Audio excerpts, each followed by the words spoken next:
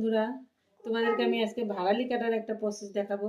তোমরা যদি এইভাবে শুধু কাটো, তারপর দেখবে এই যে দেখো, এইভাবে কাটলে এই যে এরকম এরকম আঁশ জমা হয়ে যায়। ভাড়ালি কাটার প্রসেসটা হলো এইভাবে কাটবে, তারপরে এই যে আঙুল দিয়ে পেঁচাইয়ে এইভাবে কাটবে, তারপরে একদম আঁশটা তো নাই হয়ে যায়। এই যে দেখো, এই যে পুরো ছাপা হয়ে যায়। তারপরে আবার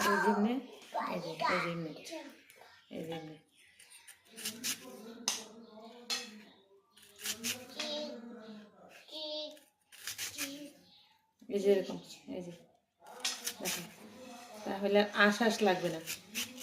এই যে দেখো, একদম পুরো আঁশটা পুরো দেখো, এই যে একদম নাই হয়ে গেল। দেখো, এই যে দেখো, তারপরে এই যে আঙুল থেকে এই যে সারাই নিলে এই যে দেখো, এইভাবে তোমরা কাটবে। যে জানো জানো, আর যে না জানো, তারপর কাটতেও তোমার কোনো অসুবিধা হবে না। এই যে দাবে কাটাও কোনো অসুবিধা হয় না। আঁশ আর হবে না। একবার কাটার পর আঁশটা ছাড়িয়ে নিলে আর আশ্বাস হয় না। এই যে দেখো, আর তুমি যদি ডাইরেক্ট এরকম কাটো, এই যে দেখো, এই যে মালা হয়ে যায়।